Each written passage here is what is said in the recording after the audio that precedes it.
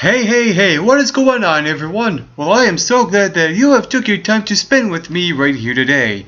I am your co-host for the MRP Wrestling Review Show, Mike Wilson, and we just saw WWE Friday Night SmackDown. And what I really liked about this show last night was that this was the show where Damien, Sandow, and Cody Rhodes really took up the rivalry a few good notches on SmackDown. And with that being said, the show kicked off with a really solid wrestling match between the Money in the Bank holder Damien Sandow and another Money in the Bank holder Randy Orton. It was really good, and then what made the icing on the cake was that Cody Rhodes came out and stole Damien Sandow's briefcase, and which cost Damien Sandow the match, RKO 1, 2, 3. And with all that being said, if this is the way this show is gonna go, this is how it should end. And of course, it done just that. And throughout the entire show, we saw Damien Sandow look for Cody Rhodes to try to find his briefcase because he wants his briefcase back, right? And backstage he runs across Sin Cara, asks him a few questions. All he did was it was so funny, it was so entertaining.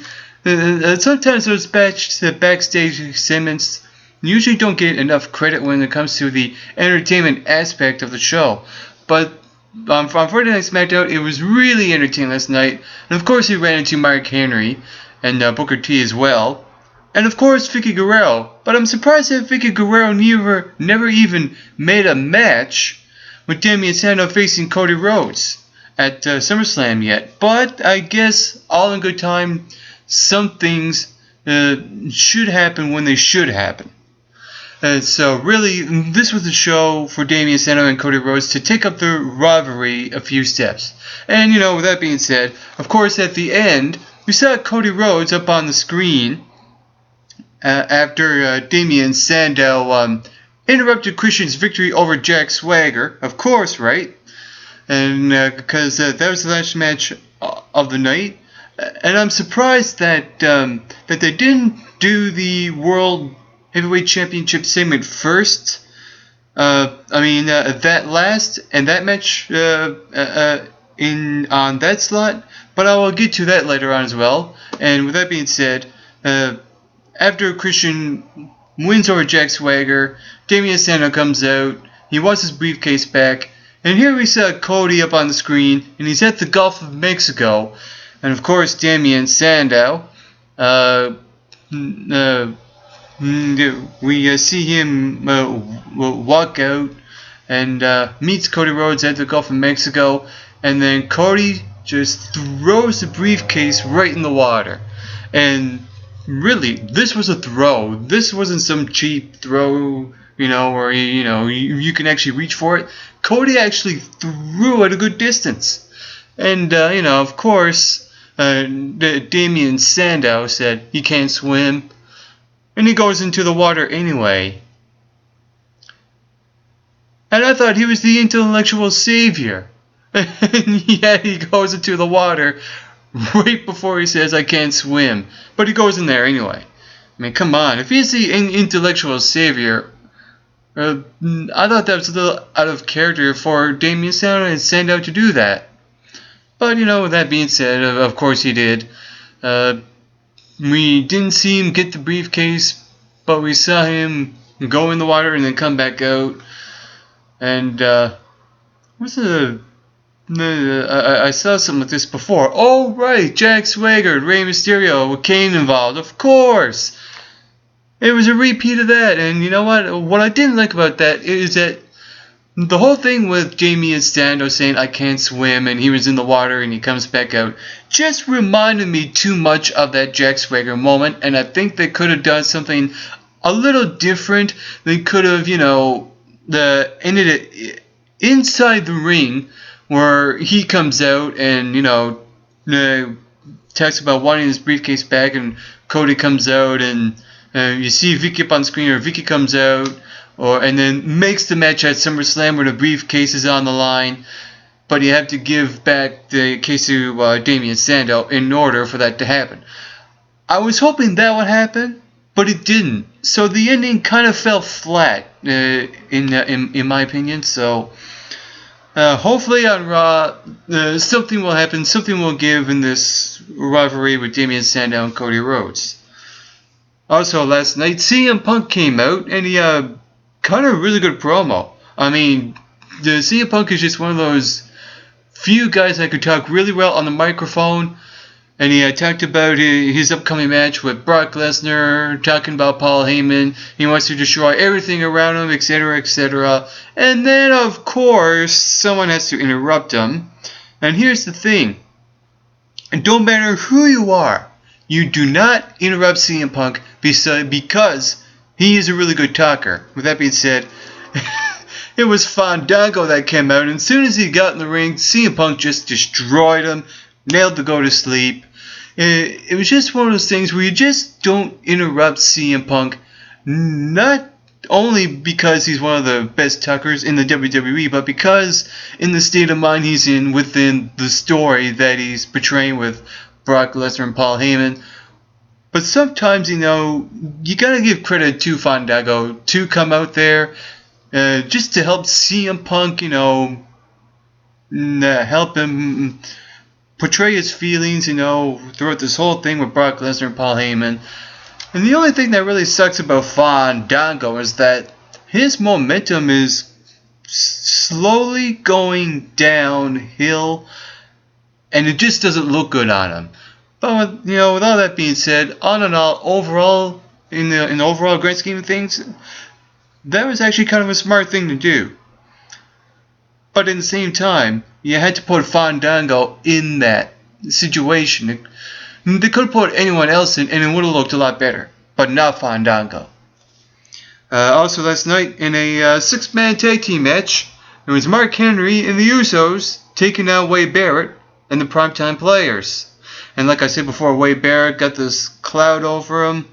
I don't know where his momentum's going to go right now. It is looking down, like Fandango's, but not as fast as his. And, with that being said, it kind of sucks because he's a guy that should be competing for the World Heavyweight Championship, and he's not at that level. It sucks that Wade Barrett is not there. And, with that being said, Mark Henry and the Usos gaining momentum. I understand there's going to be another six-man tag team match involving Mark Henry and the Usos facing all three members of the Shield on Monday. So they got that momentum. But it's just one of those situations where, the guys got momentum after winning a match, and when they go into their big match against the Shield, they'll probably lose. And the WWE is known for doing stuff like that. But all in all, I think that the Usos will gain another championship match for the tag team titles and probably have Mark Henry face Dean Ambrose for the US title at SummerSlam. And for all those three guys to probably go over those three guys again. Not again, but you know what I mean. To go over those three guys at the biggest event of the summer. So with all that being said, I really don't know. Also last night, Rob Van Dam took on Alberto Del Rio in a non-title match. And before the match happened, there was a backstage segment with Vicky Guerrero involving Alberto. And Alberto wanting to pick his own opponent for SummerSlam for the World Heavyweight Champ. Yeah, okay, it's not going to work out because you're a heel and you'll probably pick Zack Ryder. To be your opponent. So that really won't work for Alberto Del Rio's situation for the world title at SummerSlam. However, when this match took place, this is what I like to call the teaser match, because there was really not a lot of wrestling going on. All it was Alberto Del Rio avoiding RVD. Alberto Del Rio comes in, sneaks in from behind from RVD, gets a cheap shot in, and then when RVD has him in the corner, Alberto Del Rio gets another cheap shot, kicks him right in the head, and pins him 1-2-3. I think this is the match that's going to build up a World Heavyweight Championship match at SummerSlam. It should be. I think RVD is the guy to face Alberto Del Rio. And you know what? RVD is a guy right now that can elevate other superstars, and Alberto Del Rio is one of those guys. So I think, all in all, this could benefit Alberto Del Rio for SummerSlam. And I think right now everything looks good. I hope this continues for Alberto and RVD throughout the whole course for SummerSlam. And, with 3 Raws left, they really should pick up on that and just build it up more as the weeks come. And then SummerSlam, I think that RVD and Alberto Del Rio could be a match that could steal the show at SummerSlam, because I think those two could put on a great wrestling match. Also last night, AJ Lee conveys a state of the mind address. Interesting, considering we all know that she's crazy. But really all in all, on this segment, is that when Ziggler comes out and starts, talking about things that could make AJ go crazy, AJ goes crazy, and Big E Langston tries to calm her down after all the stuff that happened with AJ and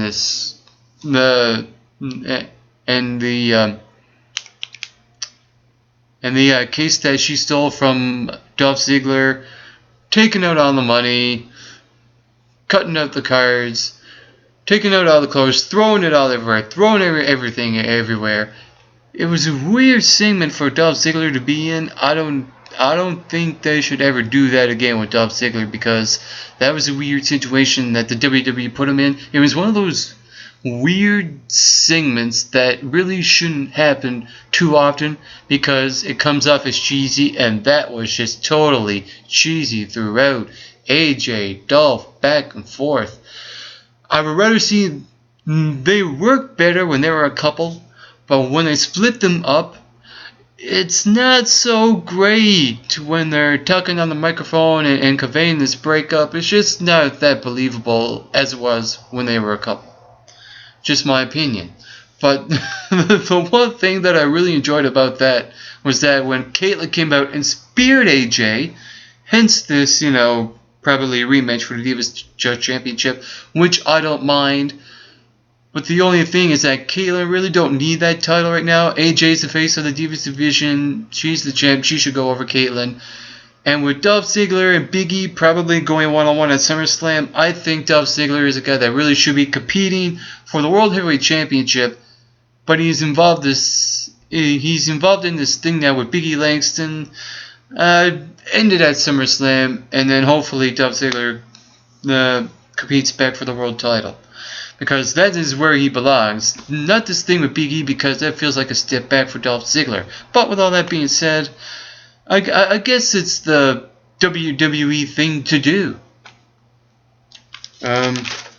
Also last night, the Wyatt Family debuted on SmackDown. Their debut match. There was Luke Harper and Eric Rowan in a tag team match against Tons of Funk. And it's funny with almost every single debut match, sometimes debut matches are way too short, and I think they should not add too much in their match, but just a little more. Just a little more tag team moves, etc., etc. Some one-on-ones within the tag team match, etc., etc. But it's not the match I have a problem with. It's not the match itself I have a problem with. It's just debut matches in general. They're too short. They should be just a little longer, but not too long. And with all that being said, that's just my opinion on debut matches in general. But with this debut match, I liked it because, the Wyatt family got the win, for one. And two, they look good going into SummerSlam. And then we saw Bray Wyatt cut a promo on the mic. He's very good on the microphone, by the way. He's, fresh and unique. And, etc., etc., and all these things. And I think he's just one of those guys that could really stand out from a crowd. Not just from his looks, but when he talks, with the way he speaks. He's really articulate in a weird kind of way.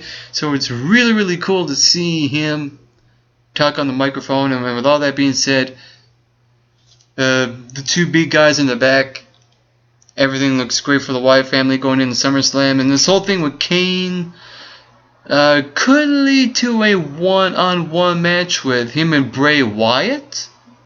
However, I would like to see Kane team up with The Undertaker and form the Brothers of Destruction to take on Luke Harper and Eric Rowan of the Wyatt family upcoming at SummerSlam. That would be an excellent match because that could really boost up the Wyatt family in many ways. And that was my review of WWE Friday Night SmackDown. I'm your co-host for the MRB Wrestling Review Show, Mike McRock Wilson. And to all you viewers watching, get plenty of rest and always do your best.